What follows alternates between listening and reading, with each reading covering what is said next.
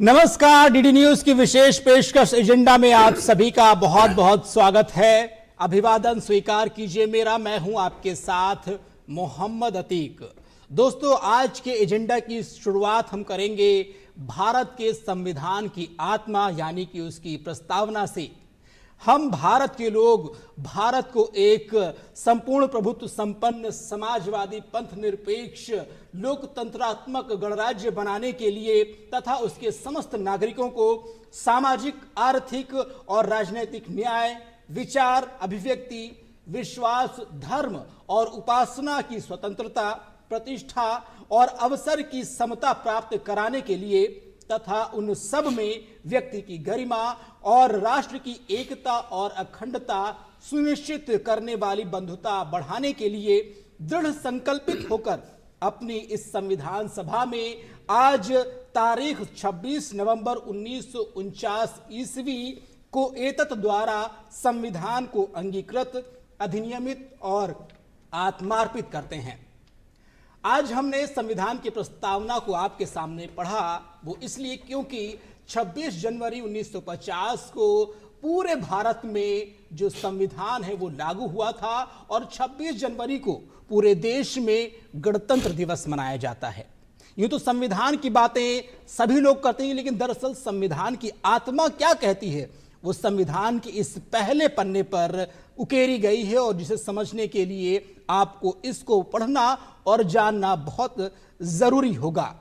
क्योंकि भारत देश ही नहीं पूरी दुनिया का सबसे बड़ा लोकतंत्र है। यहां पर सवाल पूछने की आजादी है और कई बार बहुत सारे मतभेद भी होते हैं, लेकिन मिलकर के समाधान भी होता है। आज हम बात करेंगे सभी पहलुओं पर कि संविधान कैसे अस्तित्व में आया, कैसे लागू हुआ, क्या कुछ चुनौतियां थी और आज हमारा देश किस स्थिति में खड़ा हुआ है। इस पर बातचीत करने के लिए आज हमारे साथ बेहद खास मेहमानों का पैनल मौजूद है, जिनसे मैं आपका तारुफ कराना चाहूंगा। हमारे साथ मौजूद हैं राम स्वरूप अग्रवाल जी, आप पूर्व प्राचार्य हैं राजकीय विधि महाविद्यालय के। सर, आपका आज के एजेंडा में बहुत बहुत स्वागत है। धन्यवाद। और इसी के साथ हमारे साथ जो लोकतंत्र का चौथा खंभा है उसको रिप्रेजेंट करने के लिए हमारे साथ मौजूद हैं विनय पंत जी। आप वरिष्ठ पत्रकार हैं, बहुत बहुत आपका स्वागत है आज की इस चर्चा में। और इसी के साथ हमारे साथ जो तीसरे मेहमान या यूं कहें जो संविधान विशेषज्ञ के तौर पर हमारे साथ मौजूद हैं डॉक्टर संदीप सिंह जी। आप राजस्थान विश्वविद्यालय के 5 ईयर प्रोग्राम LLB के निदेशक हैं। सर, आपका हमारे आज के इस एजेंडा में बहुत बहुत बहुत बहुत धन्यवाद आपका। तो दोस्तों, जिस तरीके से ये जो गणतंत्र हम मना रहे हैं, गणतंत्र के दरअसल मायने क्या कुछ हैं, पहले हम आपको दिखाएंगे एक रिपोर्ट और उसके बाद में सवाल जवाब का सिलसिला करेंगे शुरू। तो आइए देखते हैं ये विशेष रिपोर्ट।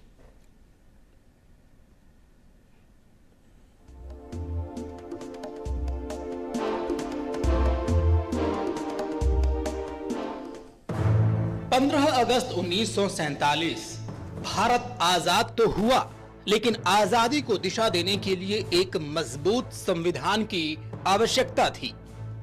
देश विविधताओं से भरा था, भाषा अलग, संस्कृति अलग, धर्म अलग, विचार अलग, लेकिन लक्ष्य एक लोकतांत्रिक, समतामूलक और संप्रभु भारत। 29 अगस्त 1947 को संविधान सभा का गठन हुआ और इसकी जिम्मेदारी सौंपी गई डॉक्टर भीमराव अंबेडकर को, जिन्होंने संविधान को सिर्फ कानून नहीं बल्कि सामाजिक न्याय का दस्तावेज बनाया।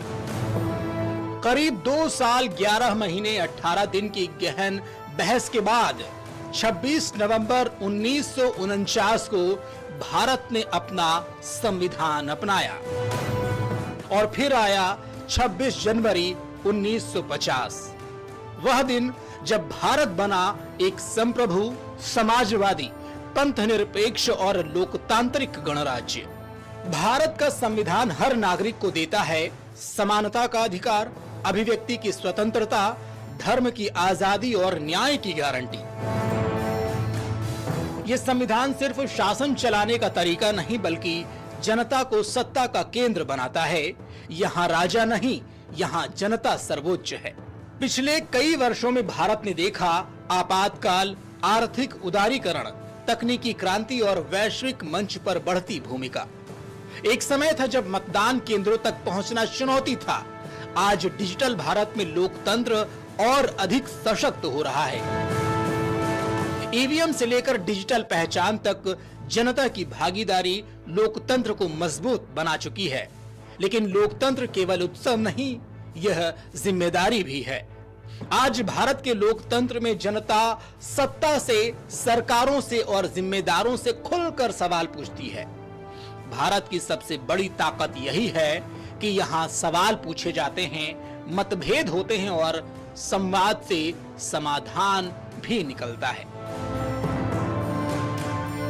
आज भारत दुनिया का सबसे बड़ा लोकतंत्र है, जहां 140 करोड़ से अधिक लोग अपने मत से सरकार चुनते हैं। संविधान आज भी जीवंत है क्योंकि यह समय के साथ संशोधित हुआ, लेकिन इसके मूल्य अडिग रहे। गणतंत्र दिवस पर यह सिर्फ झंडा फहराने का दिन नहीं, यह याद दिलाने का दिन है कि संविधान केवल किताब नहीं, यह हर नागरिक की जिम्मेदारी है। लोकतंत्र केवल अधिकार नहीं, यह कर्तव्य है। आइए संविधान की मर्यादा रखें, लोकतंत्र को मजबूत करें और भारत को एक सशक्त, समावेशी और न्यायपूर्ण राष्ट्र बनाएं। जय हिंद, वंदे मातरम।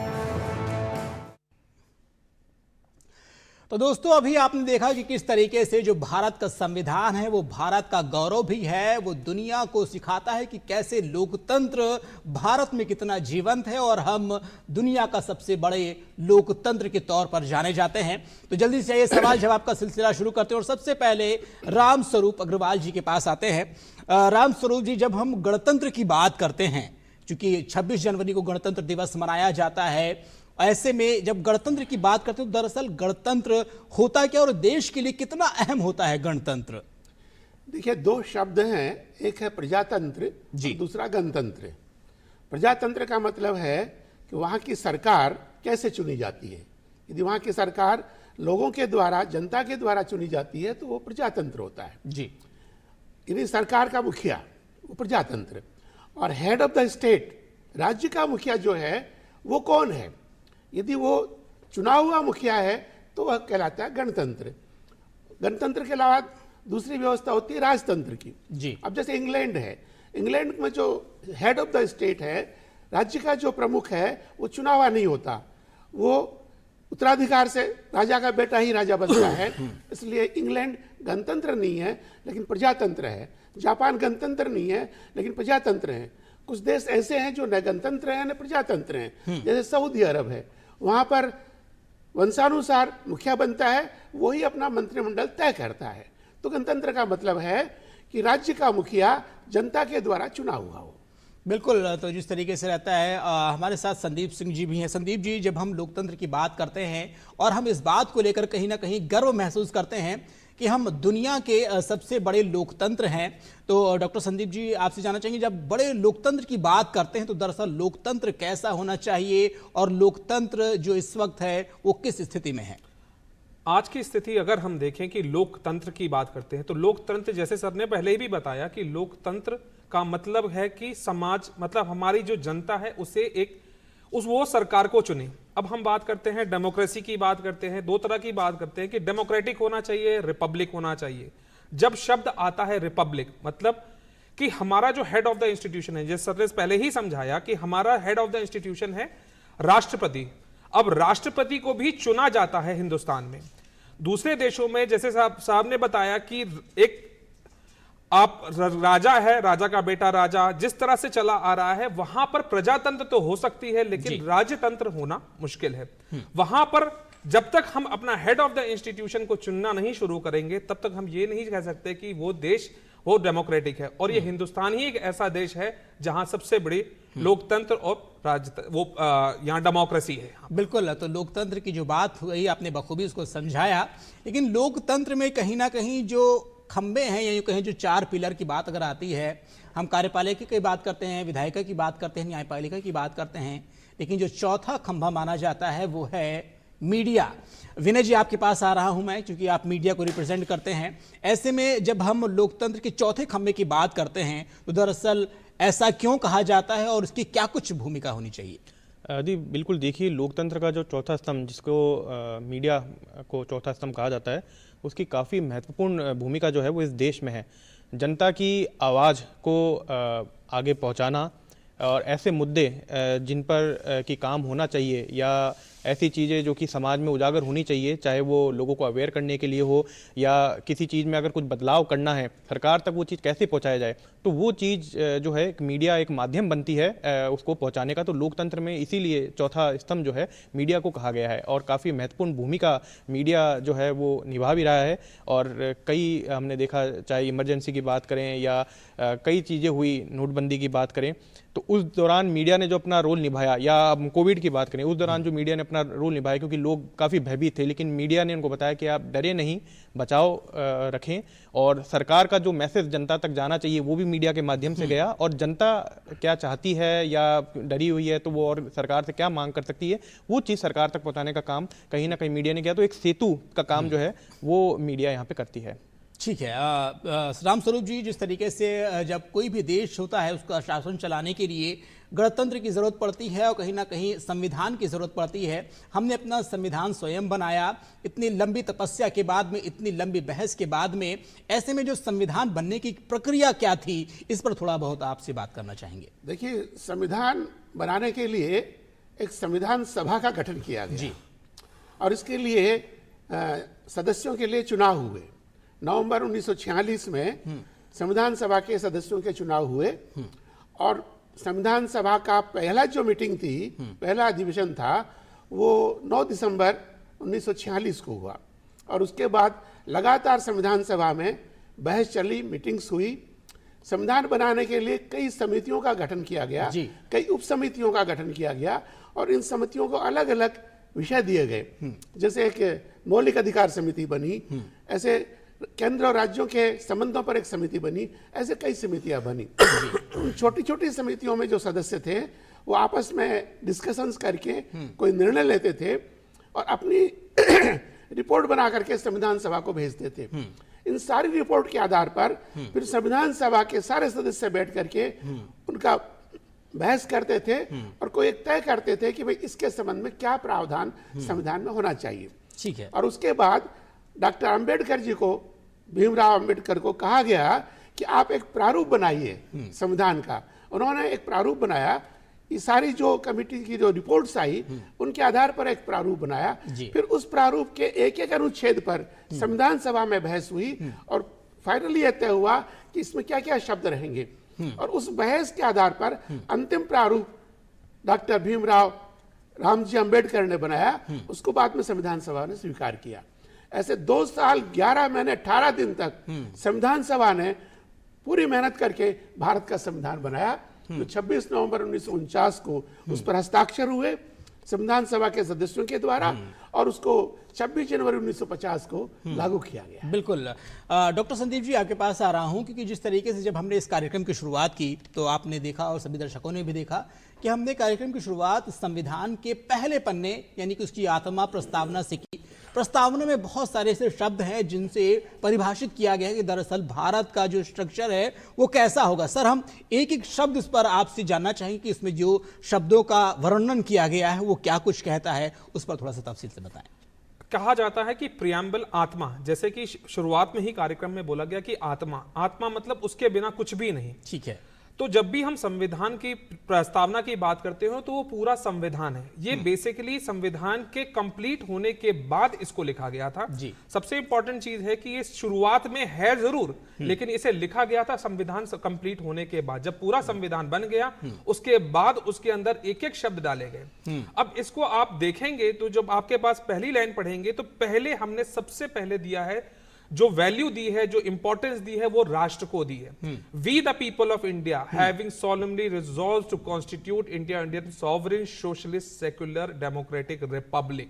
हमने क्या कहा कि भारत को हम ये 5 चीज पहले बनाएंगे। हमने अपने नागरिकों की बात नहीं की, हमने किसी और तीसरे व्यक्ति की बात नहीं की, नेताओं की बात नहीं की, पब्लिक की बात नहीं। हमने सबसे पहले सर्वोच्च पे रखा अपने राष्ट्र को। कहा कि हमने राष्ट्र को सबसे पहले ये बनाएंगे। उसके तुरंत बाद हम लिखते हैं and we provide to our people यहां पर हमने अब बात की, जब राष्ट्र बन गया तब हम पब्लिक को देने की बात करते हैं। लिबर्टी, इक्वालिटी, प्रोटेक्शन, जितनी भी चीजों के बारे में बात की वो सारी चीज प्रस्तावना के अंदर दे रखी है। और अंतिम उद्देश्य जो हमारे संविधान का है, जो हमें समझ में आता है कि संविधान क्यों बना, क्या राज्य चलाने के लिए, सरकार बनाने के लिए? नहीं। यहां पर दो शब्द लिखे हैं, यूनिटी एंड इंटीग्रिटी, एकता और अखंडता। अल्टीमेटली जो ऑब्जेक्ट है हमारे देश को पाने के लिए, संविधान को बनाने के लिए, वो है सिर्फ एकता और अखंडता। अगर कोई पूछे कि दुनिया में हमारे लिए संविधान क्यों बनाया गया, तो सिर्फ ये आंसर है कि हमारे देश की एकता और अखंडता बनी रहे, इसलिए हमने संविधान को बनाया। और इसलिए ये हमें सबसे इंपॉर्टेंट है। बड़ी बात कही आपने, जो एकता और अखंडता की जब बात आती है तो पूरा राष्ट्र एक मंच पर खड़ा नजर आता है। और कहीं ना कहीं जो संविधान का जो मूल उद्देश्य था वो इन्हीं शब्दों में कहीं ना कहीं जो समाहित है। संदीप जी, हमने देखा कि जब संविधान बन रहा था, उसका निर्माण किया जा रहा था, तो बहुत सारे विरोधाभास भी थे, बहुत सारी चीजें थी। और ऐसे में मुझे लगता है कि विनय जी, आपसे जानना चाहूंगा कि काफी कुछ चीजें चल रही थी, आपको क्या लगता है, क्या कुछ चुनौतियां सामने पेश आ रही थी और उन चुनौतियों से कैसे निपटा जा रहा था? बिल्कुल, देखिए जिस तरह से अभी सर ने भी बताया कि जब संविधान बनाया जा रहा था, संविधान सभा के सामने जिस तरह से जो भी उसमें आती ले वहाँ उस पर बहस होती और उसके बाद जाके उसको जो पारित है वो किया जाता या जोड़ा जाता। तो कई चुनौती आई, क्योंकि देखिए हर तरह की मेंटलिटी के लोग होते हैं, हर व्यक्ति जो है वो अपना कुछ ना कुछ पक्ष रखता है। तो क्योंकि आपको संविधान बनाना था और संविधान बनाने में जैसे काफ़ी लंबा समय भी लगा और चुनौतियां काफ़ी थी उस दौरान कि क्या चीज़ उसके अंदर जोड़ी जाए, क्योंकि कुछ मतभेद भी वहाँ पे थे। लेकिन समितियों ने आपस में, क्योंकि जब उसमें बहस हुई, बहस के दौरान उसका रास्ता निकाला गया कि इसमें ये चीज़ की जा सकती है। और एक बेहद ये कह सकते हैं कि जो मंत्रणा हुई या एक बहुत गहन चिंतन उस पर किया गया, मंथन किया गया, और तब जाकर हमारे भारत देश का जो संविधान है वो बनाया गया और जिसको लागू किया गया। और जो डॉक्टर भीमराव अंबेडकर जिनकी अध्यक्षता में ये हुआ, उन्होंने जो काफ़ी महत्वपूर्ण भूमिका है वो निभाई। और ऐसी बात नहीं है कि चुनौतियां नहीं थी, चुनौतियां थी, लेकिन उन चुनौतियों को सॉल्व किया गया या फिर जो लोग जिनके मन में कोई शंका थी उनकी शंका को दूर किया गया और तब जाकर संविधान जो है बनाया गया और फिर हमारे देश में संविधान लागू हुआ। राम स्वरूप जी, अभी आपने बाबा साहब भीमराव अम्बेडकर का जिक्र किया और बताया किस तरीके से जो ड्राफ्ट होते थे वो बाबा साहब अम्बेडकर के पास पहुंचते थे, फिर वो उन चीज़ों को ड्राफ्टिंग करने के बाद में उसको जो है सम्मिलित करते थे। अगर हम इस पूरे परिप्रेक्ष्य में जानना चाहें कि जो पूरा संविधान का निर्माण किया गया, ऐसे में जो भीमराव अंबेडकर थे उनकी क्या कुछ भूमिका थी, आपके नजरिए से जानना चाहेंगे? देखिए, संविधान सभा के अध्यक्ष थे डॉक्टर राजेंद्र प्रसाद जी, और अलग अलग समितियों में, जैसे एक मौलिक अधिकार समिति के अध्यक्ष थे डॉक्टर अपने वल्लभ भाई पटेल जी, ऐसे दूसरी समितियों के थे। डॉक्टर भीमराव अंबेडकर को ड्राफ्टिंग कमेटी या प्रारूप समिति का अध्यक्ष बनाया गया था। तो बाकी सारी समितियों की रिपोर्ट के आधार पर उनको ये जिम्मेदारी दी गई कि वो संविधान का एक ड्राफ्ट तैयार करें। और ये जो फाइनल ड्राफ्ट जो डॉक्टर अंबेडकर ने बनाया, उनके पास बहुत बड़ी जिम्मेदारी थी, क्योंकि उसको एक व्यवस्थित तरीके से संविधान बनाना था और सारी बातें उसमें आ जाए वो सब भी उसमें शामिल करना था। बाद में वो जो ड्राफ्ट बना उसको जनता के लिए भी पब्लिश किया गया और जनता के सुझाव भी उसके लिए मांगे गए जी। और बहुत सारे सुझाव आए थे, हजारों की संख्या में सुझाव आए। उन सुझावों पर भी डॉक्टर अंबेडकर और अंबेडकर के साथ 7 सदस्य और थे ड्राफ्टिंग कमेटी में, उन सब ने मिलकर के विचार किया और अंत में फिर एक देश के लिए जो भी ठीक है ऐसा एक संविधान का प्रारूप तैयार किया, जिसे संविधान सभा ने स्वीकार किया। जी बिल्कुल। विनय जी, जिस तरीके से जब संविधान बन रहा था, तो हालांकि संविधान बन करके 1949 में ही बनकर तैयार हो गया था, ऐसे में जो 26 जनवरी का दिन जो चुना गया था, 26 जनवरी को ही क्यों लागू किया गया है 1950 को, इस पर थोड़ा सा बात करेंगे। जी बिल्कुल अतीक जी, देखिए 26 नवंबर 1949 में संविधान जो है बन के मतलब उसको लागू मान लिया गया था कि संविधान जो है बन चुका है, लेकिन उसको लागू करने के लिए 26 जनवरी 1950 की तारीख चुनी गई, क्योंकि 26 जनवरी 1930 को जो नेशनल कांग्रेस पार्टी थी उसने संपूर्ण जो स्वराज है उसका एक संकल्प दिया था कि अंग्रेजों से भारत को मुक्त कराना है। और उसी संकल्प की याद में और 26 जनवरी 1950 का दिन जो है चुना गया संविधान को लागू करने में, और 26 जनवरी 1950 को जो संविधान है वो लागू किया गया देश के अंदर। ठीक है सर, जिस तरीके से हम रामस्वरूप जी बात कर रहे हैं, जब संविधान तैयार किया जा रहा था तो हम चुनौती की हमने बहुत सारी बातें की, लेकिन वर्तमान में अगर हम बात करते हैं संविधान के लागू होने के लिए, तो क्या लगता है आपको, क्या कुछ नए बदलाव देखने को मिले और क्या कुछ भविष्य में बदलाव होने की बात कीजिए, क्योंकि संशोधन भी बहुत सारे होते चले आए हैं। देखिए, भारत का संविधान जो है ये माना जाता है कि विश्व का सबसे बड़ा संविधान है, बड़ा विस्तृत है। इतने प्रावधान दुनिया के किसी संविधान में नहीं है। प्रारंभ में अंतिम जो अनुच्छेद था उसका क्रमांक था 395। आज भी क्रमांक वही है, लेकिन 400 से ऊपर भी इसके अनुच्छेद हो गए हैं। इसमें इतना विस्तृत संविधान होने के बावजूद संविधान बनने के 1 वर्ष के अंदर ही पहला संशोधन संविधान में किया गया 1951 में। और अब तक माना जाता है कि 104 संशोधन हो गए, यानी औसत निकालें तो लगभग 1.5 संशोधन, हर 2 साल में 3 संशोधन हुए। तो ये संशोधन इसलिए किए गए, समय बदलता है, परिवर्तित समय के अनुसार जो आवश्यक हुआ उसको संविधान में डाला गया। हमारा संविधान ये नहीं कि रिजिड है कि जो एक बार लिख दिया वही लिखा जाएगा। यदि परिस्थितियां बदलती हैं तो संविधान में संशोधन किया जा सकता है। सर, संविधान में संशोधन की प्रक्रिया क्या है, इस पर भी थोड़ी बात करें, क्योंकि कई बार लोगों को लगता है कि ये कैसे चेंज हो जाता है, उसके लिए क्या मतलब, जैसे संसद में बैठ करके बात होती है, चर्चा होती है, तो उस पूरी प्रक्रिया के बारे में भी आपसे जानेंगे। देखिए, संविधान में एक तो क्या है कि संसद ही संशोधन कर ले और एक राज्यों से भी पूछा जाए। कुछ प्रावधान ऐसे हैं जो केंद्र और राज्यों दोनों के लिए महत्वपूर्ण हैं, दोनों की सहभागिता उसमें रहती है। जैसे राष्ट्रपति का चुनाव, तो उसमें राज्यों की विधानसभा के सदस्य भी मत देते हैं और केंद्र के सांसद भी मत देते हैं। ऐसे और दूसरे प्रावधान और हैं, राज्य केंद्र राज्य संबंध जैसे होते हैं। तो ऐसे प्रावधान में क्या होता है कि संसद के द्वारा संविधान संशोधन जो है प्रस्तुत होता है, वो संसद में पारित होता है और आधे से ज्यादा राज्यों के द्वारा, राज्यों की विधानसभाओं के द्वारा भी उसको पारित किया जाता है।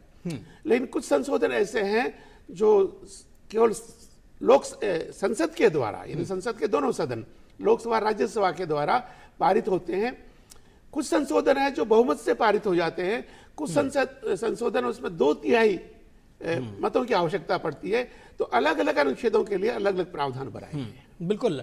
डॉक्टर साहब, डॉक्टर संदीप जी आपके पास आ रहा हूं, क्योंकि जिस तरीके से जब हम देखते हैं 1950 के बाद जब संविधान लागू हुआ, उस समय दिल्ली में रिपब्लिक डे का आयोजन किया गया। उसमें ये चीजें कही गई कि जैसे जो सेना का पराक्रम होता है उसको दिखाने की बात कही गई और दिखाई जाती। तब से लेकर आज तक लगातार जो है हम रिपब्लिक डे परेड मनाते चले आ रहे हैं।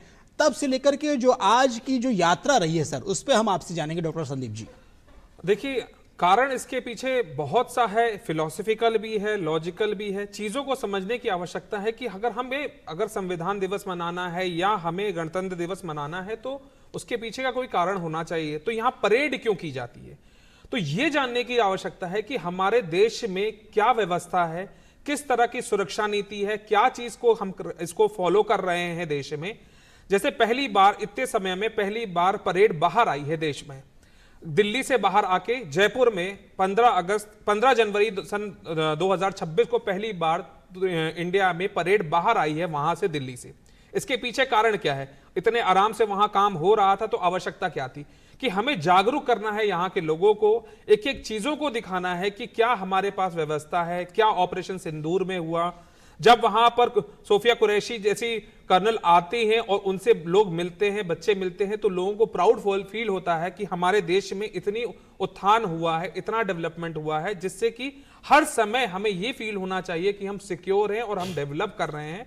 तो अल्टीमेटली परेड का ये औचित्य है यहाँ पर करने। बिल्कुल। तो जिस तरीके से बात की जाती है विनय जी, जब हम बात करते हैं देश की लोकतांत्रिक प्रक्रिया के बारे में, दुनिया में जब हम कभी वैश्विक मंचों की बात करते हैं, क्योंकि पिछले दिनों में हमने देखा जो है रूस के राष्ट्रपति का भी दौरा हुआ, जर्मनी के चांसलर का भी दौरा हुआ। ऐसे में जब हम देश की, जब हम कूटनीति की बात करते हैं इस दौर में, तो वो कितनी कुछ मजबूत है और आज कहाँ पर खड़ी हुई है हमारी देश की। बिल्कुल अतीक जी देखिए, भारत विश्व का सबसे बड़ा लोकतांत्रिक राष्ट्र है और सबसे बड़ी बात है कि हमने देखा कि पिछले कुछ सालों में जो मजबूती प्रदान की गई है प्रधानमंत्री नरेंद्र मोदी जी के द्वारा, लगातार जिस तरह से हमने देखा उन्होंने विदेश दौरे किए, और ना केवल उन्होंने विदेश दौरे किए, जब विदेशों के जो जनप्रतिनिधि हैं या वहाँ के राष्ट्रपति प्रधानमंत्री वो भारत आते हैं और ना केवल आते हैं, यहाँ की व्यवस्थाओं को देखते हैं और सराहना करके जाते हैं। यानी कि हम जो हमारा राष्ट्र है वो किस तरह से लगातार डेवलपमेंट उसमें हो रहा है। कई चीज़ें ऐसी हैं जो हमने उसमें काफ़ी जो है हाइक ली है, काफ़ी हम सशक्त हुए हैं।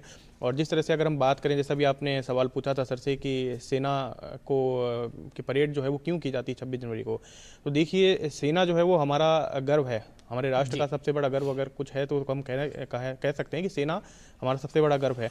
और सेना में भी किस तरह का डेवलपमेंट हुआ है, चाहे हम बात करें हथियारों को लेकर करें या जो टेक्निक्स हैं उनको लेकर करें, तो उन चीज़ों में लगातार जो डेवलपमेंट है वो देखा जा रहा है। और वो कहीं ना कहीं इसी चीज़ को इंगित करता है कि क्योंकि हमारा जो लोकतंत्र है उसमें किस तरह से चीज़ें जो हैं वो आगे बढ़ रही हैं, किस तरह से उनमें डेवलपमेंट हो रहा है और सशक्त हो रहा है, और लोग जो हैं वो प्राउड भी फील करते हैं, खुद को सिक्योर भी फील करते हैं, और उनमें देश के प्रति एक जो भावना है, राष्ट्र की भावना है, वो भी जागृत होती है।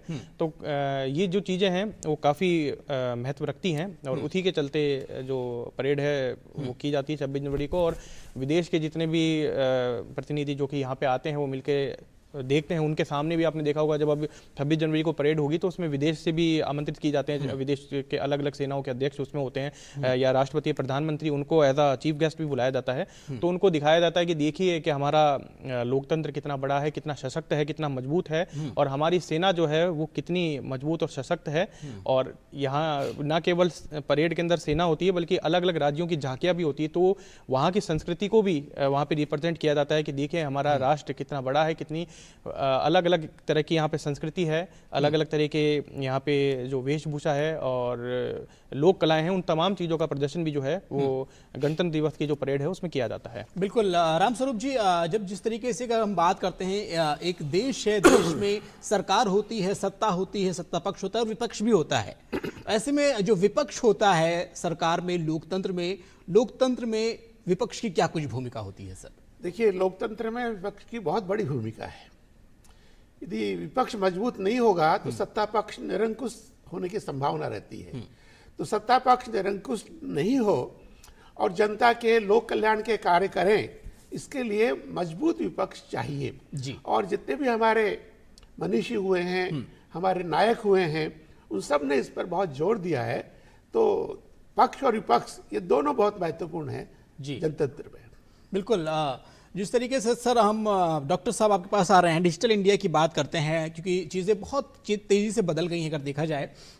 सोशल मीडिया पे बहुत सारी चीज़ें चलती रहती हैं। ऐसे में लोकतंत्र को मजबूत करने के लिए, या फिर यूँ कहें कि हम जो है संविधान को लोगों तक पहुँचाने के लिए क्या कुछ नए बदलाव देखे गए हैं पिछले कुछ वर्षों में, इस पर आपसे जानकारी चाहेंगे डॉक्टर। पहले तो आपने बात शुरू की कि डिजिटल इंडिया, अब डिजिटल इंडिया में सबसे इंपॉर्टेंट जो रोल अभी हो रहा है मुझे लगता है यूपीआई का। पूरे दुनिया में ऐसी इस व्यवस्था कहीं पे भी नहीं है। यहाँ तक कि जब फ्रांस के आए थे फ्रांस राष्ट्रपति, उन्होंने जब इस स्थिति को देखा तो वो भौचक्के रह गए कि ये इस तरह का पेमेंट का सिस्टम। उन्होंने चाय पीने के लिए खुद पेमेंट किया। अब बिल गेट्स भी आए थे, उन्होंने भी इस चीज को किया। ये सराहनीय है, बहुत बड़ी बात है कि हमारे यहाँ यूपीआई का पेमेंट जिस स्तर पर है, इससे दो चीजों के ऊपर बहुत बड़ा अंकुश है। एक तो यहां पर हो वो उसका टैक्स फाइलिंग करता है या नहीं करता, इसके बारे में पहले कोई जानकारी प्राप्त नहीं हो पाती थी। उसकी इनकम 10 लाख है, 5 लाख है, ये नहीं पता चलता था। लेकिन आज मेजॉरिटी 90% लोग ये कहते हैं कि फोन लेके जाते हैं, पर्स लेके नहीं जाते, अपना पेमेंट यूपीआई से करते हैं, और वो पेमेंट जाता है उनके अकाउंट में या यूपीआई जहां पर आपने कंट्रोल, जो दोनों ही रेगुलेटेड है। जब प्रॉपर रेगुलेटेड है तो इस तरह से आप ब्लैक मनी को होर्डिंग जो करते हैं बेसिकली वो नहीं कर सकते। और इस तरह से टैक्स का इस बार भी आपने देखा होगा कि जो टैक्स रिफॉर्म किए गए जिसमें 12 लाख तक की छूट दी गई, उसके बावजूद भी इस बार टैक्स का जो परसेंटेज है वो पिछले साल से बढ़ गया है। अगर कुछ ना कुछ तो ऐसा डेवलपमेंट हुआ है, ये बेसिकली ये यूपीआई या डिजिटल इंडिया का दौरा है, देश है, ये दुनिया जो ये काम कर रही है ये देखना चाहती है कि हिंदुस्तान में यूपीआई ने जो क्रांति लाई है वो किसी भी दुनिया में किसी भी देश ने नहीं लाई है। बिल्कुल, आपने डिजिटल जो इंडिया है उसको अच्छी तरीके से अब जो है ब्रीफ किया। लेकिन अगर हम बात करते हैं सर आपसे, अगर हम विदेश नीति की भी बात करते हैं, जैसे कि भी हमने पहले भी सवाल पूछा था, तो विदेश नीति की अगर बात करते हैं तो वो कितनी ज्यादा सशक्त हुई पिछले इन 11 सालों में, क्योंकि जब से हम देख रहे हैं कुछ जब ये सरकार आई है, अगर हम इसकी बात करें नरेंद्र मोदी जी जब से सत्ता में आए तब से हम क्या कुछ बदलाव देखने को मिला है। क्योंकि अगर देखा जाए लगभग कई देशों के जो राष्ट्राध्यक्ष हैं उनसे अच्छे तालमेल भी बैठ करके हो रहे हैं, बहुत सारी चीजों पर करार भी हो रहा है और एफटीए पर भी काफी कुछ जो है बातें हुई हैं। तो ऐसे में हम विदेश नीति और जो इसके बाद में आर्थिक जो उदारीकरण हुई उसके साथ ही साथ जो आर्थिक जो विश्लेषण हुए इस पर क्या कुछ? इस पर दो चीजें सबसे इंपॉर्टेंट है, बहुत महत्वपूर्ण है। पहले हम देश थे जो हथियार खरीदते थे, आज हमारी स्थिति देखिए, हम हथियार बेचने की स्थिति में आ चुके हैं। यूएई से हमारा नया कॉन्ट्रैक्ट हुआ है, 2028 तक हम लगातार 2032 तक हम लगातार उनके साथ कॉन्ट्रैक्ट करेंगे। हमने तेल खरीदना किसी भी देश के दबाव में हम नहीं आए। अमेरिका ने पूरी कोशिश कर दी, 100% लगा के 500% टैरिफ लगा लिया, लेकिन हम दबाव में नहीं आए। वो चाहते थे कि रशिया से हम तेल ना खरीदें। यहां का प्रधानमंत्री हमारे देश में ये कंट्रोल करते हैं कि हम किसी भी स्थिति में यहां के लोगों का अहित नहीं होने देंगे, चाहे किसी भी कॉस्ट पे हम चले जाएं। आज हमारी जो डिपेंडेंसी डॉलर पे जो पहले थी वो कितनी घट गई है, जब देखते हैं देश में कि हम सब देशों में, अब हम पेट्रोल जब खरीदना शुरू हुआ तो हमने कहा कि हम रुपए में खरीदेंगे और रशिया इस चीज को मान गया। बाद में उन्होंने विड्रॉ किया, कैसे कैसे अब हम 28 देशों के साथ ऐसी स्थिति में आ गए हैं कि हम अपनी करेंसी में उनसे डील कर सकते हैं। तो ये आप कूटनीतिक तरीका देखिए कि किस लेवल पे हम अपने आप को डेवलप कर रहे हैं। ये हो सकता है ग्राउंड लेवल पे लोगों को पता ना चल रहा हो, लेकिन देर सवेर ये समझ में आएगा कि हम इकोनॉमिकली कितने डेवलप हो चुके हैं और हमारी जो डिपेंडेंसी है बेसिकली किसके ऊपर, डॉलर के ऊपर, वो खत्म हो चुकी। आज जो पहले का स्थिति था कि सैंक्शन लगा देगा अमेरिका, आज कोई देश नहीं, नेटो पूरे अगेंस्ट हो गए, नेटो अगेंस्ट नेटो हो चुका है। यहां पर स्थिति ये देखिए कि ये क्यों हो रहा है, ये डेवलपमेंट अगेंस्ट अमेरिका, कि अमेरिका की स्थिति ऐसी है कि वो सबको दबाना चाहता है और हिंदुस्तान अब दबने वाला नहीं है। तो ये है हमारी डेमोक्रेसी। बिल्कुल बड़ी बात कही, क्योंकि हिंदुस्तान आज अपनी मजबूती से खड़ा हुआ है, वैश्विक का नेतृत्व भी कर रहा है और हिंदुस्तान कभी किसी से अब दबने वाला नहीं है, जिसकी बानगी अभी हमने पिछले दिनों कुछ कूटनीतिक फैसलों में भी देखी है। विनय जी, जिस तरीके से जब हम लोकतंत्र की बात करते हैं तो उसमें आज़ादी काफ़ी ज़्यादा महत्व रखती है और आज़ादी में यहाँ पर ये तक कि आप सरकारों से, शासन से, सत्ता से, जिम्मेदारों से सवाल पूछ सकते हैं। ऐसे में जब सवाल पूछने की बात आती तो बहुत सारी कई सारी चुनौतियां भी सामने होती हैं एक लोकतांत्रिक देश में। तो इन चुनौतियों को आप कैसे देखते हैं और क्या कुछ चुनौतियां आपके सामने या देश के सामने खड़ी हुई? जी बिल्कुल अतीक जी, देखिए जिस तरह हमारा लोकतंत्र है उसमें समानता का अधिकार है, स्वतंत्रता का अधिकार है और सबसे बड़ी बात यह है कि अभिव्यक्ति की आज़ादी है और सरकार की जवाबदेही है, सरकार से जवाब आप पूछ सकते हैं, क्योंकि यहाँ पे सरकार जनता के द्वारा जो जनप्रतिनिधि चुने जाते हैं वही सरकार चलाते हैं, या ऐसा कह सकते हैं कि सरकार जो है वो जनता ही यहाँ की चला रही है। कई तरह की चुनौतियां हैं अभी भी हमारे सामने हैं, जिसको लेकर जनता सवाल भी पूछती है सरकार से। अगर हम बात करें तो भ्रष्टाचार एक बड़ा मुद्दा है उसमें। हालांकि जिस तरह से अभी सर ने बताया कि भ्रष्टाचार के अंदर भी ब्लैक मनी की बात होती थी, ब्लैक मनी जिस तरह से नोटबंदी हुई थी उस दौरान भी हमने देखा था कि जिन लोगों ने ब्लैक मनी इकट्ठा कर रखी थी बोरे भर भर के उन्होंने फेंके। लेकिन जब से डिजिटलाइजेशन हुआ है और यूपीआई का प्रचलन बढ़ा है उसके बाद से उस चीज़ में कमी आई है। इसके अलावा और भी कई चुनौतियां हैं, कई पिछड़े हुए क्षेत्र हैं जहां पर सरकार अपनी तरफ से पूरी कोशिश कर रही है शिक्षा का प्रचार प्रसार की, लेकिन उस एरिया में अभी भी जो डेवलपमेंट है जिस स्तर का होना चाहिए उस स्तर का भी नहीं हो पाया है। तो वहाँ पे किस तरह से काम किया जाए, क्योंकि जनता का सहयोग भी आवश्यक है सरकार के प्रति। तो जनता भी सहयोग करेगी उस चीज़ में, वहाँ के जो लोग हैं वो सामने आएंगे, तब जाकर वहाँ पे जो पिछड़ा क्षेत्र है वहाँ कहीं ना कहीं डेवलपमेंट हो सकता है और उसी से हमारा जो देश है वो और सशक्त होगा। और अभी हालांकि हमारी जो स्थिति है इंटरनेशनल अगर हम देखें तो काफ़ी मजबूत जो है हमारा देश हुआ है, पिछले 11 सालों में काफ़ी मजबूत हुआ है और अब हमने दबना जो है वो छोड़ दिया है और ये नया भारत है, अब ये दबता नहीं है, अपने निर्णय खुद करता है और जनता के हित में क्या चीज़ है उसका पूरा ध्यान जो है वो अब यहाँ पे रखा जा रहा है। रामस्वरूप जी, जिस तरीके से देखा जाए तो साल दर साल भारत जो है डेवलप होता चला जा रहा है, नए नए जो है विकास के जो आयाम है वो स्थापित कर रहा है। ऐसे में आपको क्या लगता है कि अगर हम आज से लेकर के आने वाले कुछ वर्षों की बात करते हैं या हम एक टाइम ड्यूरेशन देते हैं 10 सालों की, तो 10 सालों में भारत कहां पर खड़ा होगा?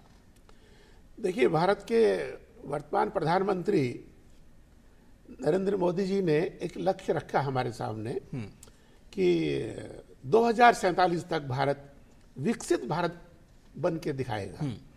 तो ये हमारे सामने लक्ष्य है। आज हम विकासशील हैं, लेकिन विकासशील देशों में भी हम बहुत आगे हैं। आज हमारी अर्थव्यवस्था विश्व में 4थे नंबर पर आ गई है और लक्ष्य है 3रे नंबर पर पहुंचने का। तो शायद कुछ ही समय में हम पहुंच जाएंगे। हमने बहुत सारे क्षेत्रों में बहुत प्रगति की है। जैसे अभी बताया, सुरक्षा के क्षेत्र में, डिफेंस के क्षेत्र में पहले विदेशों पर पूरी तरह से हम लोग निर्भर थे। अभी अधिकतर जो आयुध है और फाइटर वगैरह है और बहुत सारी जो चीजें हैं वो भारत अपने यहाँ पर निर्माण कर रहा है। इसके अलावा जैसे मोबाइल के क्षेत्र में आप देखें, आज शायद दुनिया में सबसे ज्यादा निर्यात करने वाला देश जो है मोबाइल में भारत है। आज खाद्यान्न के में भारत बहुत आगे बढ़ा हुआ है। आज टेक्नोलॉजी में भारत बहुत आगे बढ़ा हुआ है। हम लोग केवल चांद पर ही नहीं गए, हम लोग मंगल तक पहुंच गए और हम लोग सूर्य का अध्ययन करने के लिए भी हमारा एक अंतरिक्ष यान चला गया। तो हर क्षेत्र में आज भारत बहुत तेजी से बढ़ रहा है। और जैसा बोलते हैं स्टार्टअप, आज बहुत बड़ी संख्या में, लाखों की संख्या में भारत में स्टार्टअप्स हैं। और यूनिकॉर्न जो बोलते हैं उसमें भी भारत का नाम बहुत आगे है। तो निश्चित रूप से जो एक लक्ष्य रखा गया हमारे सामने कि 2047 तक भारत को एक विकसित राष्ट्र के रूप में खड़ा करना है, मैं समझता हूं इसमें हम सब लोग, पूरा देश उनका सहयोग करेगा और हम लोग इसमें सफल होंगे। डॉक्टर संदीप, जिस तरीके से अभी सर ने जो एक बात कही है कि जो डिफेंस सेक्टर की बात करने की बात आई है, इसमें कहीं ना कहीं जो भारत है स्वनिर्मित जो हथियार हैं या स्वनिर्मित जो टेक्नोलॉजी उसका जो निर्माण कर रही है, ऐसे में आपको क्या लगता है कि भारत डिफेंस सेक्टर में कितना कुछ ज्यादा है आत्मनिर्भर बन रहा है? अब बात करते हैं हम डीआरडीओ की। बेसिकली आपने खुद देखा होगा कि जो तेजस है, जो हेलीकॉप्टर हमने बनाया, जिस तरह के फाइटर प्लेन्स हम इस्तेमाल कर रहे हैं, पहले जिसकी कॉस्टिंग आती थी वो हमें खरीदना पड़ता था बाहर से। हमारे पास नो हाउ, मतलब टेक्नोलॉजी नहीं थी। असेंबल हम कर सकते थे, खरीद के हम सब कुछ कर सकते थे। लेकिन आज जब हम खुद बनाते हैं तो उसकी कॉस्ट 1/3 से भी कम आ रही है। अगर हम 100 करोड़ देते तो हम 33 लाख में भी वो चीज 100 करोड़ देते तो 33 करोड़ में भी हम उस चीज को बना सकते हैं। तो इस तरह से हम डेवलप तो कर रहे हैं, लेकिन हम एक स्पेसिफिक एरिया में डेवलप कर रहे हैं। हमें कुछ चीजों पे फोकस भी करना होगा कि ऐसा ही नहीं है कि हर चीज अच्छा चल रहा है। कुछ चीजों को हमें ध्यान भी देने की आवश्यकता है कि टेक्नोलॉजी में हमें सैटेलाइट के ऊपर जो हमारी डिपेंडेंसी है, जो अभी भी हम गूगल के ऊपर डिपेंडेंट हैं बहुत से चीजों पे, जैसे नाविक का काम तो शुरू हो चुका है, लेकिन उस तरह से अभी भी हम गूगल पे डिपेंडेंट है। अमेरिका जिस दिन चाहे अगर वो उसने गूगल पे रोक लगवा दी वहां से, तो हम कुछ नहीं कर पाएंगे। हमारे सारा सैटेलाइट सिस्टम फेल हो जाएगा, सारे काम ठप हो जाएंगे। तो हमें यहां पर डिफेंस के साथ साथ और टेक्नोलॉजी में नाविक को इस लेवल तक बनाना है, इस लेवल तक डेवलप करना है कि हमारी डिपेंडेंसी उनके गूगल पे ना होकर हमारे खुद के नाविक पे हो जाए, जिससे कि हमारे डे टू डे रूटीन का काम, कोई भी चीज जिस दिन भी चाहे तो वो रोक ना सके। हमारे जितने भी अटैक, अभी ऑपरेशन सिंदूर में हमने जितना भी काम किया, ऑपरेशन सिंदूर में सैटेलाइट ने जितना काम किया, अगर अमेरिका चाहता तो वो वहां से कई चीजों को वो स्टॉप करवा सकता है, जो भले ही गूगल के कंट्रोल उनके पर नहीं है, लेकिन वो कर सकता है। उस चीज को देखते हुए, उस चीज को ब्रेक करने के लिए हमें ऐसी टेक्नोलॉजी को बनाने की जरूरत है कि हम स्वयं आत्मनिर्भर हों, किसी देश या जो भी ऐसे जो अटैकर्स हों उनसे बचा जा सके। साइबर अटैक्स हैं उनको देख सकते हैं, हम रोक सकते हैं। साइबर पे हम बहुत ज्यादा डिपेंडेंट है, जबकि हमारी टीसीएस कंपनी बहुत अच्छा काम कर रही है, इन्फोसिस से लाख गुना बेटर काम कर रही है। हमारी जो अपनी देश की कंपनियां हैं उन पे हमारा डिपेंडेंसी बहुत ज्यादा होना चाहिए। यहां पर जैसे कि इनकम टैक्स डिपार्टमेंट है, वो आज भी इन्फोसिस पे डिपेंडेंट है। इन्फोसिस पे क्यों डिपेंडेंट है? जब उससे बेटर कंपनी हमारे पास टीसीएस है। तो बहुत हमें अपने अंदर भी झांकना पड़ेगा। हम कर रहे हैं अच्छा, इसमें कोई भी संदेह नहीं है, लेकिन संदेह ना होने का यह तात्पर्य नहीं है कि हमें अंदर इंट्रोस्पेक्शन ना करना पड़े। हमें आज भी कुछ चीजों पे उद्देश्य को देखना, बेहतर को प्राप्त करने की दौड़ लगातार जारी रहनी चाहिए। हमें संतुष्ट नहीं होना चाहिए कि जो है हम इतने काम में रहेंगे। हमें हमेशा एक लंबा लक्ष्य बना करके चलना चाहिए। विनय जी, गणतंत्र जो राज्य होते हैं, लोकतांत्रिक राज्य होते हैं, देश होते हैं, ऐसे में उसमें जब हथियारों की जो एक होड़ है खरीदने की, हम खरीद रहे हैं, एक बेच रहा है, सारी चीजें डेवलप कर रहे हैं, क्या लगता है आपको ये कहां तक ले जाएगी? ये जो एक हथियारों की जो है खरीदारी करने की बात हो कहीं ना कहीं, क्योंकि जब आप शांति के तरीके से जीना चाहते हैं, क्योंकि भारत का भी हमेशा से यही रहा है कि हम किसी को छेड़ेंगे नहीं, लेकिन अगर हमें कोई छेड़ेगा तो हम छोड़ेंगे भी नहीं। तो क्या लगता है आपकी जो हथियारों की जो खरीदारी, हथियारों की एक जो एक प्रक्रिया चलती चली है, कितना ज़्यादा ज़रूरी है? बिल्कुल अतीक जी, देखिए जिस तरह से अभी सर ने भी बताया कि पहले हम काफ़ी डिपेंड थे अदर कंट्रीज़ पे हथियारों के संबंध में, और ज़्यादातर देखा जाता था कि अमेरिका से या रशिया से हथियार लिए जाते थे, और अमेरिका जो है उसमें काफ़ी डील करता था, और अमेरिका ऐसे इस तरह से माइंड गेम खेलता था, भारत को भी दे दिए और पाकिस्तान को भी हथियार दे दिए। हो सकता है कि ज़्यादा अपग्रेडेड पाकिस्तान को दे दिए हों, लेकिन वो क्योंकि उसकी जो एक कूटनीति थी वो उसी तरह की थी। लेकिन मेक इन इंडिया के तहत भारत के अंदर जब से हथियार बनने लगे, ना केवल हम हथियार बना रहे हैं बल्कि हम हथियार बेच भी रहे हैं, तो उसमें भी हमारी डिपेंडेंसी बढ़ी है। और सबसे बड़ी बात यह है कि उससे जो हमारी आर्थिक लाभ भी जो है वो कहीं ना कहीं हमको हो रहा है, क्योंकि यहाँ पे हथियार बनने लगे। मैं आपको एक छोटा सा किस्सा सुनाता हूँ। मैं एक एयरबेस पे गया था, तो वहाँ पे अपने इंडियन मेड अटैक हेप्टर्स और जो ये फाइटर प्लेन्स हैं वो वहाँ पे थे। तो जब हमने वहाँ जो उनके जो पायलट होते हैं, यहाँ पे जो टेक्नीशियंस होते हैं, उनसे हमने पूछा, तो उन्होंने बताया कि जब पहले विदेशी हम जब यूज़ करते थे, कोई पार्ट अगर ख़राब हो गया तो कई बार ऐसा होता था कि 8-8, 9-9 महीना हमको इंतजार करना पड़ता था, क्योंकि उस देश से वो पार्ट आता था, स्पेयर अगर नहीं होता था तब तक के लिए वो आपका अटैक हेप्टर है या फाइटर प्लेन है वो कोई काम का नहीं है, वो एक डमी है। ऐसे में मान लीजिए कोई इमरजेंसी आ जाए तो वो आपका काम नहीं करेगा। लेकिन अब क्योंकि मेक इन इंडिया के तहत यहीं पे बनने लगे हैं, पार्ट्स भी हम यहाँ बनाने लगे हैं, विदेश में यहाँ से टेक्नीशियन भेजे जाते हैं, वो सीख के भी आते हैं उस पार्ट्स के बारे में, और यहाँ पे उसको बनाया जाता है। तो हमारी डिपेंडेंसी विदेश की जो टेक्निक है उस पर कम हुई है। खुद हमने ईजाद की है टेक्निक, और अभी और भी कई चीज़ें हैं जिसमें लगातार जो काम है वो हो रहा है, और धीरे धीरे इसमें और प्रगति जो है वो आने वाले टाइम में देखने को मिलेगी। और हथियारों को लेकर जो लाइट वेट के जो हथियार हैं, जिनकी रेंज काफ़ी अच्छी है और जिनकी क्वालिटी विदेश से खरीदे जाने वाले हथियारों से काफ़ी अच्छी है, उस पर भी लगातार काम हो रहा है। और हमारी भारतीय सेना ऐसे हथियारों का इस्तेमाल भी कर रही है। अभी एक प्रदर्शनी भी लगी थी जिसके अंदर इंडियन मेड जो मेक इन इंडिया के तहत हथियार बने थे उनकी प्रदर्शनी लगी थी। तो ऐसे ऐसे हथियार जो शायद कई देशों के पास नहीं है वो हम बना चुके हैं। उनमें हालांकि और जो ये कह सकते हैं कि अपग्रेडेशन है वो लगातार जारी है, और आने वाले कुछ सालों में हम उसमें भी पूरी तरह से जो है अपने देश के अंदर ही सारे काम करने लगेंगे, और विदेशों पर जो ये निर्भरता है हथियारों को लेकर वो बिल्कुल कम हो जाएगी, और हम आत्मनिर्भर भारत की जो एक संकल्प है उसको पूरा करेंगे। रामस्वरूप जी, चूंकि भारत दुनिया का सबसे युवा देश है, एक बड़ी आबादी जो है हमारी यहाँ की यूथ है, ऐसे में युवाओं को भारत के संविधान से जोड़ने के लिए, उसकी मूल भावना को उन तक पहुंचाने के लिए क्या कुछ करने की आवश्यकता है? संविधान की जानकारी युवाओं को भी बहुत कम है, आम जनता को भी बहुत कम है। पिछले दिनों कुछ प्रयास हुए हैं, जैसा कि आपने आज परिचर्चा से पहले सबसे पहले संविधान की प्रस्तावना पढ़ करके सुनाई। तो भारत के संविधान की प्रस्तावना ये स्कूल कॉलेज में विद्यार्थियों को बताई जानी चाहिए, उन पर डिस्कशंस होने चाहिए, चर्चाएं होनी चाहिए। उनके एक एक विषय, डेमोक्रेसी क्या है, रिपब्लिक क्या है, हमारा देश सेकुलर है, सेकुलर के मायने क्या है, सोशलिस्ट है तो उसके मायने क्या है। सही। हमारे प्रस्तावना में 2-3 शब्द जिसकी चर्चा शायद नहीं हुई है, प्रस्तावना में समरसता की बात की गई है, प्रस्तावना में भाईचारे की बात की गई है।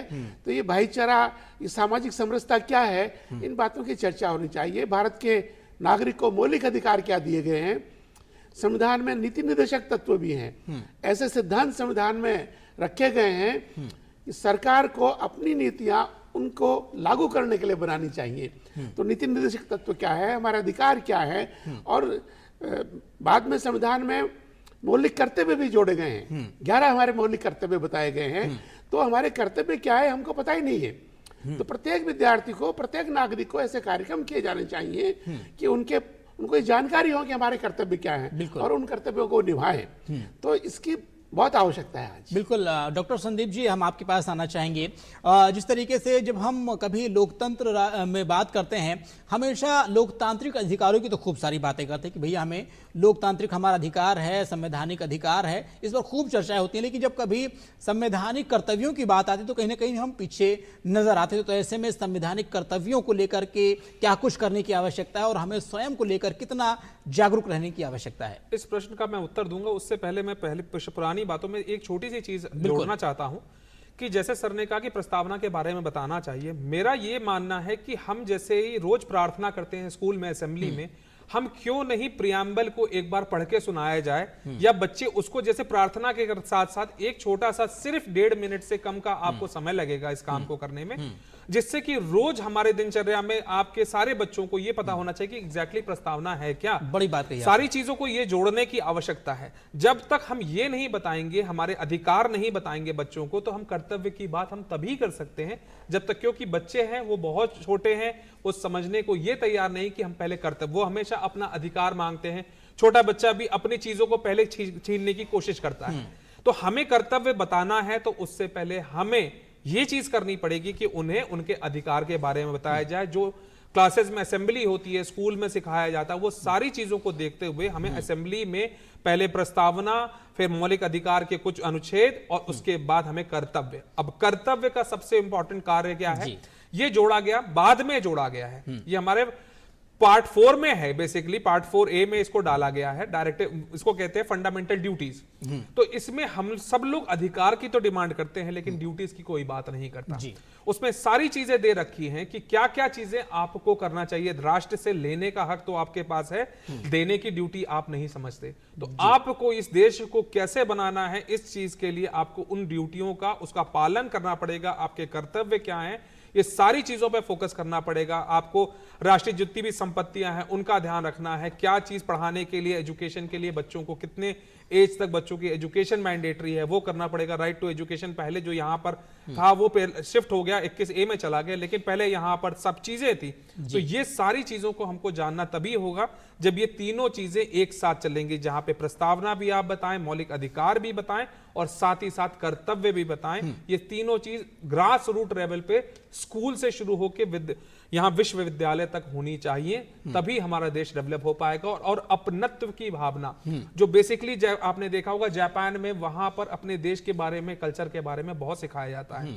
वो क्यों करते हैं, वहां पे अपने देश के प्रति क्यों इतना प्रेम है, क्योंकि आपने शुरू से उनके अंदर वो चीजें भरी हैं। तो ये आवश्यकता हमारे ग्रास रूट लेवल पे है कि हम बच्चों को शुरू से बताएं कि ये प्रस्तावना है, ना कि हम जनगणमन करने के बाद ये 1.5 मिनट और कर सकते हैं। इसमें कुछ नहीं किसी का जाएगा और बच्चों के अंदर अपने आप ये सारी भावनाएं भर जाएंगी। बिल्कुल बड़ी बात कही आपने, क्योंकि जिस तरीके से जब हम स्कूल में पढ़ रहे होते हैं तो जिस तरीके से राष्ट्रगान का गायन किया जाता है, उसी तरीके से कहीं ना कहीं संविधान की जो प्रस्तावना है उसको भी पढ़ा जाना चाहिए।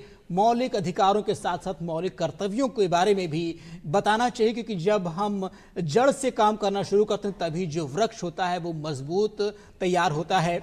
विनय जी, जब हम मीडिया की बात करते हैं तो ऐसे में जब जो संविधान के जो मूल है, यानी अगर हम कुछ प्रतियों की बात करें या फिर हम कुछ कर्तव्यों की बात करते हैं, तो ऐसे में मीडिया की क्या कुछ भूमिका होनी चाहिए संविधान के मूल्यों को जनता तक पहुंचाने के लिए? जी अतीक जी, देखिए मीडिया की काफ़ी महत्वपूर्ण भूमिका है।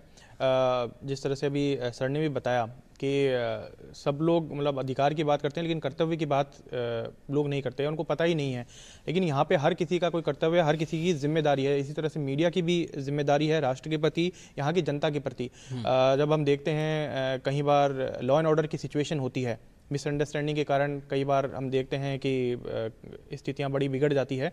वहाँ पर भी जो मीडिया है उसका एक दायित्व बनता है कि लोगों को भड़काने की बजाय किस तरह से उनको समझाया जाए कि ये चीज़ गलत है और उस चीज़ को सेटल कैसे किया जाए प्रशासन के साथ मिलकर, सरकार के साथ मिलकर, उस पर जो मीडिया है उसको काम करना चाहिए।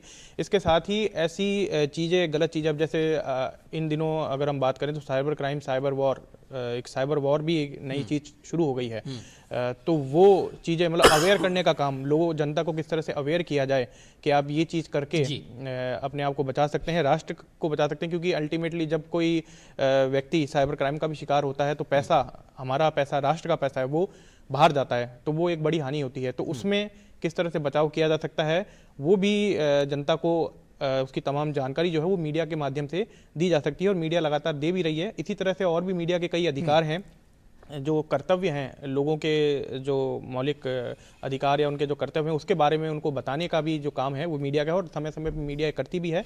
और इस क्षेत्र में देखा गया है जब से मीडिया है उसमें भी लगातार बदलाव देखे गए हैं। डिजिटलाइजेशन के दौर में मीडिया में भी काफ़ी, अब डिजिटल जो माध्यम है वो काफ़ी उसका प्रचार प्रसार है। हर व्यक्ति के मोबाइल पर कोई ना कोई डिजिटल ऐप होती है जिसमें वो यहाँ की अपडेट रहता है खुद को कि देश में क्या चल रहा है, विदेश में क्या चल रहा है या उसके राज्य में क्या चल रहा है। तो डिजिटलाइजेशन का जो दौर है उसमें भी जनता को एकदम सही इंफॉर्मेशन देना, किसी तरह की कोई भ्रामक चीज़ अगर आई है तो उसका खंडन करना, ये तमाम चीज़ें जो हैं वो मीडिया का एक, मैं इसको मानता हूँ कि मीडिया का एक रेस्पॉन्सिबिलिटी है, एक ड्यूटी है मीडिया की कि वो लोगों को इसको लेकर अवेयर करे और जो चीज़ वास्तविक है या जो चीज़ सत्य है वो लोगों तक पहुँचे। बिल्कुल राम स्वरूप जी, आज़ादी के इतने सालों बाद में, संविधान के लागू होने के इतने दशकों बाद में, आज के दौर में आप वर्तमान दौर की अगर बात करें तो लोकतंत्र को कितना प्रभावी मानते हैं आप? देखिए, भारत में लोकतंत्र सफल हो रहा है ये कहा जा सकता है। हमारे पड़ोसी देशों में हम देखें तो बहुत उथल पुथल हुई है, कई बार संविधान बदले गए हैं, सत्ताएं हटाई गई हैं और सेना सत्ता पर काबिज हो गई है जी। लेकिन हमारा इतना बड़ा देश है, इतनी विविधताएं हैं हमारे देश में, भाषाएं अलग हैं और दूसरी बातें बहुत अलग है, वेशभूषा है, खान पान है, बहुत अलग अलग है। इसके बावजूद भी हमारे यहाँ पर लोकतंत्र पूरी तरह से सफल रहा है। जनता के मतों से सरकारें चुनी जाती रही हैं और वो अपना काम करती रही हैं। तो एक दुनिया का बहुत बड़ा लोकतंत्र भारत, वो एक तरह से दुनिया के सामने एक मॉडल है, रोल मॉडल है कि ऐसा भी एक लोकतंत्र हो सकता है। यहाँ पर निरंकुशता पर भी नियंत्रण है जी। जैसे आजकल देखा जा रहा है कि अमेरिका के राष्ट्रपति ट्रंप एक निरंकुश होते जा रहे हैं जी। ऐसा भारत में संभव नहीं है, क्योंकि भारत के संविधान में इस प्रकार की एक व्यवस्था की गई है कि न्यायपालिका को एक अधिकार दिया गया है जुडिशियल रिव्यू का। यदि कोई इस प्रकार का आदेश जारी होता है जो संविधान के अनुसार नहीं है, जो लोगों के अधिकार को छीनने वाला है, तो व्यक्ति हाई कोर्ट, सुप्रीम कोर्ट में जाकर के और अपने अधिकारों की प्राप्ति कर सकता है। सुप्रीम कोर्ट ये देखने का उसको अधिकार है कि सरकार ने जो आदेश पारित किया है या जो कानून बनाया है वो संवैधानिक रूप से सही है या नहीं है। तो एक बहुत बड़ी बात है और उसके आधार पर हम कह सकते हैं भारत का लोकतंत्र पूरी तरह से सही है। डॉक्टर संदीप जी, आपके पास आ रहा हूं क्योंकि जिस तरीके से कई बार जब संविधान जो चीजें कह रहा होता है, उसकी जो मूल भावना होती है, कई बार कुछ संस्थान की बात करें या किसी राज्य की सरकार की बात करें, किसी हम ऐसे पर्टिकुलर व्यक्तित्व की अगर बात करते हैं जो इसको मानने से इनकार कर रहा है, उसको लागू नहीं होने दे रहा है, तो ऐसी स्थिति में क्या कुछ प्रावधान किए गए हैं? अब आप जो ये बात कह रहे हैं ये एग्जैक्टली एक सबसे बड़ा एग्जाम्पल वेस्ट बंगाल में दिखाई देता है जी।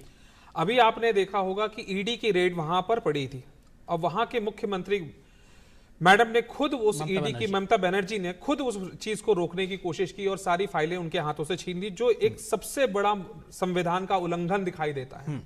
हमारे संविधान में पूरी व्यवस्था है कि वहां पर राष्ट्रपति शासन लगाया जा सकता है, लेकिन इस लोकतंत्र की अच्छाई, खूबसूरती देखिए कि इतना सब कुछ पावर होने के बाद भी मिस यूज नहीं हो रहा है। चाहते तो एक दिन के अंदर गवर्नमेंट वहां पर राष्ट्रपति शासन लगा सकती थी, लेकिन इतने होने के बावजूद भी हमारा विश्वास किस पे है? जुडिशरी पे है। जुडिशरी की भी स्थिति वहां पे देखिए कि यहां तक कि कमेंट करना पड़ गया हाई कोर्ट को कि यहां पे ऐसी लॉलेसनेस है कि जिसकी वजह से मैटर को सुप्रीम कोर्ट भेजना पड़ा। यहां पर अभी भी हम डिपेंडेंट किस पे हैं? जुडिशरी पे। सरकार चाहती तो एनआरकी करके ये पूरा रूल लॉ एंड ऑर्डर खत्म करके वहां पर राष्ट्रपति शासन लगा सकती थी, लेकिन उन्होंने नहीं किया, क्योंकि उसे पता है कि अपने देश के जो हमारा ये संविधान है वो इतना इंपॉर्टेंट है जिसको हमें प्रोटेक्ट करके रखना है। तो इसीलिए सुप्रीम कोर्ट ने उस मैटर को सुनवाई शुरू कर दी और उन्होंने तुरंत जहां पर भी जितनी भी फाइल्स थी, ईडी की फाइल्स थी, वो रेड करें। अगर आपको इस पे कोई भी आपत्ति है तो आप कोर्ट जाओ। आप खुद लॉ को कैसे ले सकते हो? तो यू आर अ कस्टोडियन। आप तो मतलब आपको मुख्यमंत्री चुना गया इसी संविधान के अंतर्गत और आपने उस लॉ को तोड़ने की कोशिश कर रहे हो। मैं कहता हूं 100% ईडी गलत होगी, लेकिन आपके पास यह अधिकार नहीं है कि आप ईडी की फाइल को छीनो और उसको बीच में किसी भी तरह से रोकने की कोशिश करो। आपके पास दूसरी व्यवस्थाएं हैं, आप कोर्ट में जाओ, इनके अगेंस्ट फाइल करो, सुप्रीम कोर्ट में जाओ, अपील कर सकते हो, सब कुछ कर सकते हो, लेकिन ये आपके पास अधिकार कभी भी संविधान नहीं देता कि आप लॉलेसनेस क्रिएट करो और आपको अपने आप को सही ठहराओ। राष्ट्रपति शासन लग सकता था, लेकिन इस सरकार ने राष्ट्रपति शासन नहीं लगाया, पहले की सरकारों ने बहुत लगाया। लोकतंत्र में कहीं ना कहीं जो कोर्ट होता है वो उसकी भी अहम भूमिका होती है, उस हिसाब से भी चीजें कोर्ट ने ही सब कुछ किया है। इसमें बेसिकली कोर्ट का ही रूल है कि हमारे पास सबसे सुप्रीम, इसे कहते हैं guardian of the constitution, supreme court को कहते हैं गार्डियन ऑफ द कॉन्स्टिट्यूशन।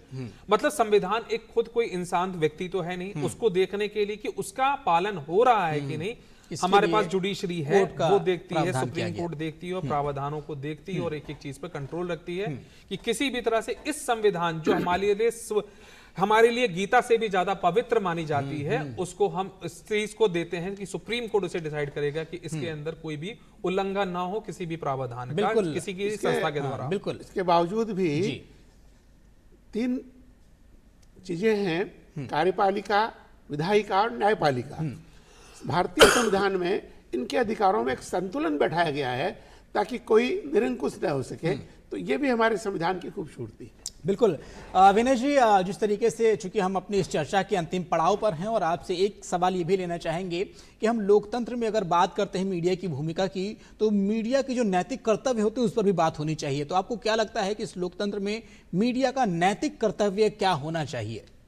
जी अतीक जी, देखिए मीडिया का जो नैतिक कर्तव्य है वो यही है कि राष्ट्र में जो एकता और इसकी जो अखंडता है वो बनी रहे। ऐसे तत्व जो राष्ट्र की एकता अखंडता को कहीं ना कहीं बिगाड़ने का काम करते हैं तो उनको उजागर करे, सबके सामने लाए और ऐसे लोगों को डाउन करने का काम करे, क्योंकि मीडिया ही देखा जाता है हाइप देती है ऐसे लोगों को। कई बार हम देखते हैं कि ऐसे लोगों को हाइप दी जाती है और फिर वो आके अपने ही लोकतंत्र के प्रति या देश के प्रति ऐसी बातें कहते हैं जो कि लोगों को बरगलाने वाली होती है। तो वो चीज़ ना हो, उसका ध्यान भी जो है वो रखा जाए और मीडिया इसमें महत्वपूर्ण रोल निभाती है। बीच में इसमें अगर आपको अनुमति हो तो एक चीज एक चीज आप ऐड करिए और मेरा एक सवाल भी आप ले लीजिए, उसमें ये भी ऐड कर दीजिए, क्योंकि जब जिस तरीके से चूंकि वक्त की बहुत कमी है तो जो छात्र आपसे जुड़े हुए हैं, बहुत सारे छात्रों को आपकी पढ़ाते हैं, जो यूथ ये कार्यक्रम देख, उनको क्या कुछ मैसेज भी देना चाहेंगे आज के इस दिन और संविधान को जोड़ते हुए? आपने जैसे मीडिया की बात की कि अंकुश होना चाहिए, मैंने इस बार ऑपरेशन सिंदूर में देखा, मैं किसी स्पेसिफिक चैनल की बात नहीं करता हूं, कि यहां तक कि राष्ट्र सरकार को सामने आना पड़ा कि किसी भी मीडिया चैनल पे विश्वास मत करिए जब तक सरकार कोई ब्रीफिंग नहीं देती। बिल्कुल। यहां तक कि कह दिया कि पाकिस्तान में हम घुस गए, हमारी सेना घुस गई। इस तरह का इतना ज्यादा टीआरपी के पीछे हमें नहीं हो जाना चाहिए कि हम झूठी खबरें फैलाने लगे। जैसे सर ने कहा कि हमें निरंकुश नहीं होना है, तो निरंकुशता का मतलब सिर्फ संविधान से नहीं, हर वो पहलू, हर वो फील्ड में जिसमें कि आप कर रहे हैं जी। उसी साथ साथ आप बच्चों के लिए बात जो आप कहते हैं कि बच्चों को पढ़ाई के लिए, मैं कहता हूं कि संविधान इतना इंपॉर्टेंट चीज है जिसके बारे में अगर बच्चे पहली कक्षा से छोटी छोटी चीजें भी हम सिखाना शुरू करें, तो आज हम सोचते हैं कि ABCD हम सिखा रहे हैं, तो साथ साथ अगर जैसे ही बच्चे थोड़ी भी 4वीं 5वीं क्लास में पहुंच जाए, उन्हें सिर्फ छोटे छोटे शब्दों का इस्तेमाल करना सिखाएं, और जिससे कि ओवरऑल पब्लिक समझ पाएगी कि क्या मतलब है इस राष्ट्र का, ना कि संविधान का। ये राष्ट्र इतना इंपॉर्टेंट है जिसकी कोई भी परिसीमा, हम इसको लिमिट नहीं कर सकते, कोई भी स्ट्रेट जैकेट फॉर्मूला नहीं बना सकते। इसको लिए सिर्फ इस संविधान को अपने अंदर घोटना है, अपने अंदर इनकलकेट करना है, तभी हमारे देश का उत्थान हो पाए। बिल्कुल, यानी कि संविधान के हर पहलू को जानना और समझना हमारी ड्यूटी भी है और हमारा जो है नैतिक कर्तव्य भी है। बहुत बहुत धन्यवाद आप सभी का। विनय जी, आपका बहुत बहुत धन्यवाद, मीडिया से रिलेटेड जानकारी दी आपका, और संदीप सिंह जी, आपने भी काफी कुछ अहम जानकारी दी, और रामस्वरूप जी, आपका भी बहुत बहुत आभार जो आप हमसे जुड़े और काफी कुछ जानकारी हमसे साझा की। तो दोस्तों, जिस तरीके से आज की इस चर्चा में जो मेन बात निकल कर के आई है वो ये है कि जो संविधान है इस देश की आत्मा है, और संविधान की जो आत्मा एक है वो इसका पहला पन्ना, इसका प्रस्तावना है।